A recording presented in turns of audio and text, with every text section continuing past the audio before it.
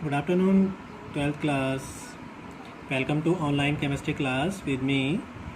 We are discussing about chemical kinetics lesson 5th, and today's we are discussing about the new topic order of reaction, अभिक्रिया की कोटि। तो बेटा जैसे आपको पता है हमारा ऑनलाइन क्लास का ये चैप्टर केमिकल काइनेटिक्स चल रहा है और हम नेक्स्ट टॉपिक आज देखेंगे अभिक्रिया की कोटि। इससे पहले मैं टॉपिक को स्टार्ट करूं, मैं आपको बता दूं बेटा, आपने वीडियोस को कई बार आप रिपीट करके देखोगे तो ही जा कर के समझ में आएंगी।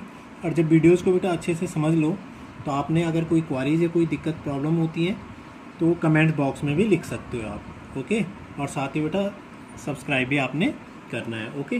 तो अभिक्रिया की कोटि बेटा, रेट ऑफ रिएक्शन। इससे पहले हमने लास्ट वीडियोस में हमने देखा था कि rate of reaction, what is rate of reaction and molecularity of reaction, okay. ये दो चीज़ें क्या होती है, अभिक्रिया की वेग और अभिक्रिया की आणविकता। आज देखेंगे अभिक्रिया की कोटि।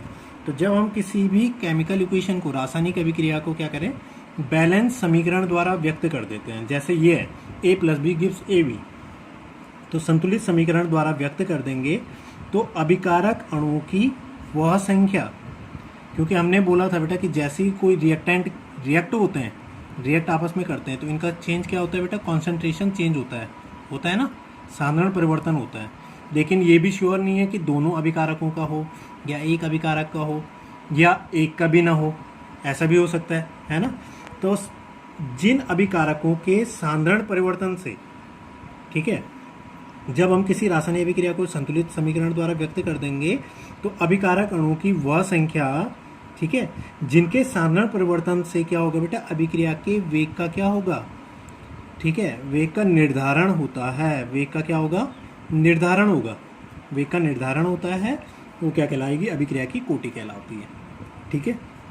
ये अनदर वर्ड में हम देखो, अब ये समझ में नहीं आए तो इस तरह से देखो, व्हाट्सएवर हम ये समझ सकते हैं। सपोज दैट, मान लो बेटा ये पानी है, ये नमक है, इनमें से किसी का कॉन्सेंट्रेशन पानी का चेंज हो गया, ठीक है।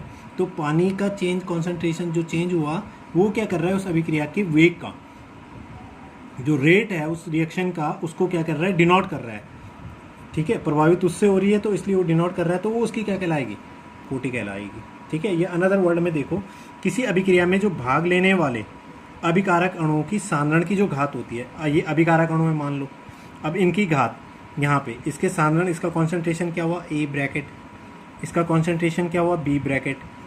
अब इसकी पावर यहाँ पे क्या होगी बेटा, यहाँ पे इसकी मॉलिक्यूलरिटी कुछ नहीं है, और यहाँ पे हम मॉलिक्यूल्स देखें तो 1 है, तो इसकी कोटि यहाँ पे 1, इसकी मॉलिक्यूलरिटी क्या है, 1 है, ठीक है। तो इसकी कोटि क्या होगी, इस अभिक्रिया में इस अभिकारक के साधारण की जो घात है यहाँ पे, पावर, ठीक है, पावर मान लो x, ये इसकी क्या है, कोटि कहलाती है। तो x यहाँ पे क्या है बेटा, कोटि है, ये मान लो कोटि, या 1, अगर हम 1 लिखेंगे तो 1 भी मान सकते हैं, ये मान लो, तो ये इसकी कोटि कहलाती है, ठीक है। कि किसी अभिकारक में भाग लेने वाले अभिकारकों के साधारण की घात उस अभिकारक के सापेक्ष, उस अभिक्रिया की क्या कहलाती है, कोटि कहलाती है। बहुत अच्छे, आप एग्जाम्पल से समझ जाओगे। What ever, suppose that one is the reaction A into A plus B into B gives product, ठीक है। तो वेग नियम क्या कहता है बेटा, कि रेट इज डायरेक्टली प्रोपोर्शनल, इसका कॉन्सेंट्रेशन, A का कॉन्सेंट्रेशन क्या होगा, A, इसकी पावर, इसकी मॉलिक्यूलरिटी 1 है, ये कहाँ जाएगा, इसकी पावर A इंटू B का कॉन्सेंट्रेशन क्या होगा, B, इस B का साधारण क्या होगा, ब्रैकेट B, और ये पावर, ये स्मॉल b कहाँ जाएगी, इसके पावर में। यही तो कहता है वेग नियम, द्रव्यानुपाती क्रिया का नियम, जिसको कहते हैं कि रेट डायरेक्टली प्रोपोर्शनल अभिकारकों के साधारण की घात के डायरेक्टली प्रोपोर्शनल होता है।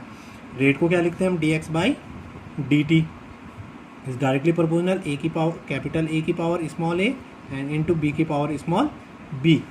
अब प्रोपोर्शनल हटाना है तो यहाँ पे क्या आएगा, एक कांस्टेंट आएगा, तो dx/dt इज इक्वल टू क्या आ जाएगा, k इंटू A की पावर A इंटू B की पावर क्या आ जाएगा बेटा, B।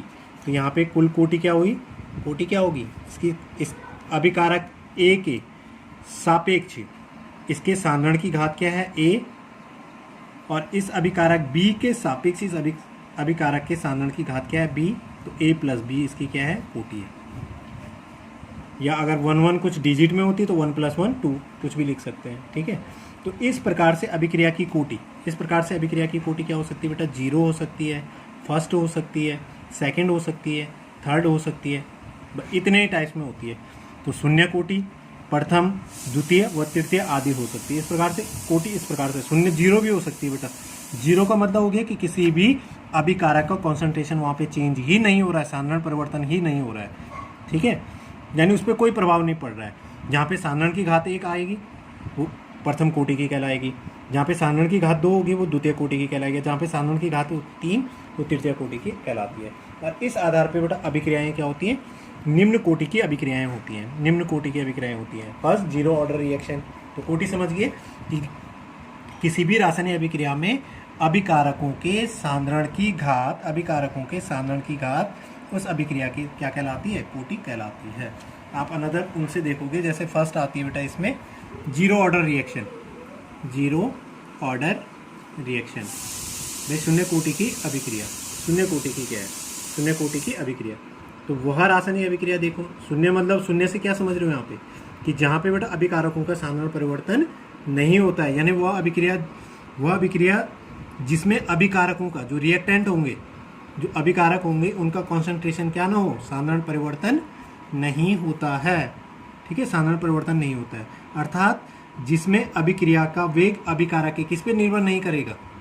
जब साधारण परिवर्तन ही नहीं होगा तो साधारण पे निर्भर नहीं करेगा, साधारण परिवर्तन पर निर्भर नहीं करता है, ठीक है, क्या कहलाएगी, शून्य कोटि की अभिक्रिया कहलाती है। यानी वह अभिक्रिया जिसमें अभिकारक का वेग जो होगा साधारण पर निर्भर नहीं करता है, जिसमें साधारण परिवर्तन नहीं होता है, शून्य कोटि की क्या कहलाती है, अभिक्रिया कहलाती है।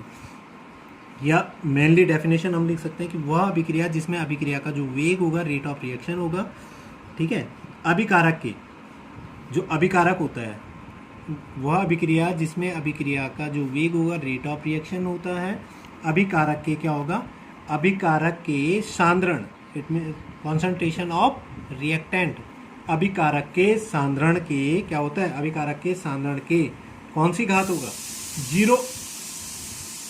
0 ऑर्डर, इट मीन मतलब 0 पावर, शून्य घात के क्या होगा, डायरेक्टली प्रोपोर्शनल होगा, समानुपाती होता है, समानुपाती होता है, डायरेक्टली प्रोपोर्शनल होता है, वो क्या कहलाती है, 0 ऑर्डर कहलाती है। ध्यान से देखो कि वह अभिक्रिया जिसमें अभिक्रिया का रेट ऑफ रिएक्शन होगा, अभिक्रिया का वेग, अभिकारक के जो रिएक्टेंट जो है बेटा उसका कॉन्सेंट्रेशन के क्या होगा, शून्य घात के क्या होगा, समानुपाती होता है, वो 0 ऑर्डर रिएक्शन कहलाती है, ठीक है।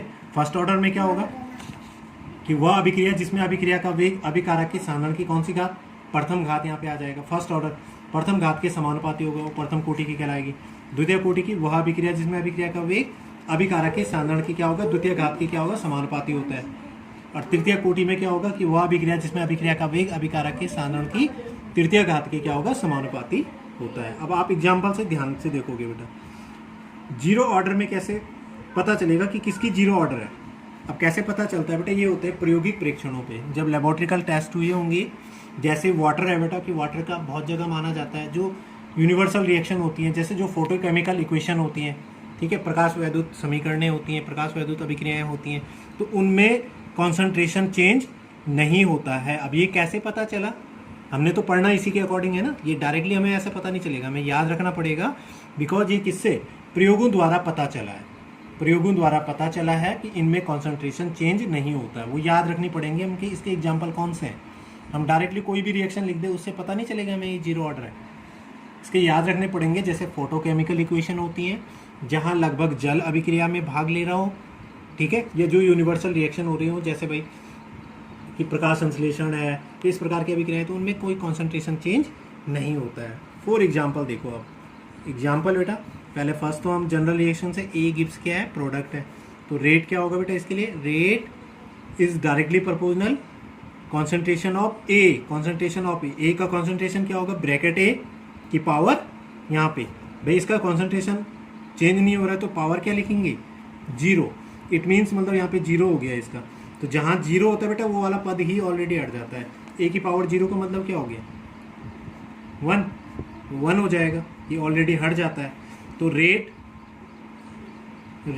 Is equal to K into A की पावर 0, ये हो गया, या dx by dt is equal to only क्या रह जाएगा k, क्योंकि इसका कॉन्सेंट्रेशन चेंज नहीं हो रहा है तो a की पावर 0 इज इक्वल टू 1 हो गया, यानी क्या रह गया k।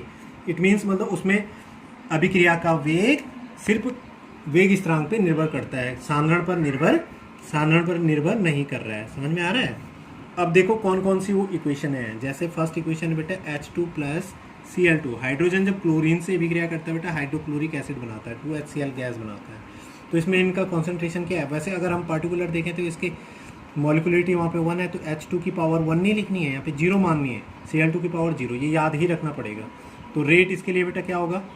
Rate is directly proportional, H2 की पावर क्या होगी यहाँ पे 0 एंड Cl2 की पावर भी क्या होती है 0, यानी dx बाई, मैं डायरेक्ट लिख रहा हूँ dx by dt is equal to k, H2 की पावर 0 एंड Cl2 की पावर भी क्या होगी 0। आप एग्जाम्पल कॉपी से देख सकते हो अनदर भी।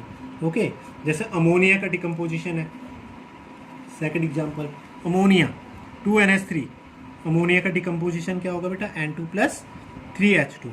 तो यहाँ पे इसकी मॉलिक्युलरिटी 2 है, बट इसकी ऑर्डर ऑफ रिएक्शन क्या होगा 0 होगा, रेट प्रोपोर्शनल टू अमोनिया का कॉन्सेंट्रेशन क्या होगा, ब्रैकेट NH3 की पावर क्या लिखेंगे यहाँ पे 2 नहीं लिखेंगे 0, ये नहीं देखना, इसीलिए याद रखना बेटा ये फोटोकेमिकल इक्वेशन है। 0 हो गया तो इसमें आणविकता क्या है, आणविकता कितने अणु भाग ले रहे हैं अमोनिया के 2, तो आणविकता तो 2 होगी, लेकिन कोटि क्या है बेटा इसकी 0 है, इसलिए 0 ऑर्डर रिएक्शन है, मॉलिक्युलरिटी इसकी 2 है। क्लियर हो गया? इसी तरह से आप डेफिनेशन आप फर्स्ट ऑर्डर समझ गए होंगे, सेकेंड ऑर्डर समझ गए होंगे एंड थर्ड ऑर्डर समझ गए होंगे। मैं एग्जाम्पल आपको बता देता हूँ। First order reaction, first order reaction क्या होगा? प्रथम कोटि की अभिक्रिया की वह अभिक्रिया जिसमें बेटा अभिकारक अणु का क्या होता है साधारण, एक अभिकारक अणु का साधारण परिवर्तन होता है, यानी जिसमें वेग बेटा अभिकारक एक चर साधारण पर निर्भर करेगा। ठीक है, यानी वह अभिक्रिया जिसमें अभिक्रिया का वेग क्या होगा, अभिकारक के साधारण की कौन सी घात, अभिकारक के साधारण की प्रथम घात। ये मान लो साधारण है और इसकी प्रथम घात के क्या होगा, डायरेक्टली प्रोपोर्शनल होता है रेट, वो प्रथम कोटि की अभिक्रिया कहलाती है। ठीक है, डेफिनेशन बेटा सेकंड ऑर्डर की भी देख लो। सेकंड ऑर्डर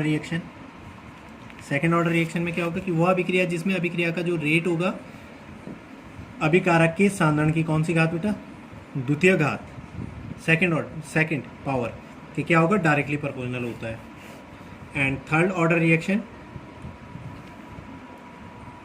रिएक्शन क्या होगी कि वह अभिक्रिया जिसमें अभिक्रिया का वेग अभिकारक के साधारण के कौन सी घात, तृतीय घात, थर्ड पावर के डायरेक्टली क्या होगा, प्रोपोर्शनल होता है, तृतीय कोटि की अभिक्रिया कहलाती है। अर्थात वह अभिक्रिया जिसमें एक अभिकारक का साधारण परिवर्तन होगा, वह अभिक्रिया जिसमें 2 अभिकारकों का साधारण परिवर्तन होगा, वह अभिक्रिया जिसमें 3 अभिकारकों का साधारण परिवर्तन होता है। इट मीन्स कि जिसमें अभिक्रिया का वेग एक चर साधारण पर निर्भर करता है, जिसमें 2 चर साधारण पर निर्भर करेगा, जिसमें 3 चर साधारण पर निर्भर करेगा, वो थर्ड ऑर्डर कहलाती है। क्लियर हो गया स्टूडेंट? तो बेटा इनमें से जो अनदर इनके जो एग्जाम्पल होंगे, मैं इनके आगे इनके क्या होते हैं, फर्स्ट ऑर्डर के लिए क्या होता है वेग इक्वेशन, इनके इंटीग्रेशन फॉर्मूले, इंटीग्रेशन डेरिवेशन आती हैं, तो उनमें इनके एग्जाम्पलों को डिनोट करूँगा। ओके, तो प्लीज़ बेटा वीडियो को लाइक, शेयर और सब्सक्राइब भी आप लोग करोगे यूट्यूब से, और साथ में बेटा कोई क्वारीज, कोई दिक्कत, कोई प्रॉब्लम हो तो आप कमेंट बॉक्स में भी लिख सकते हो और कॉल भी कर सकते हो। Okay, thank you.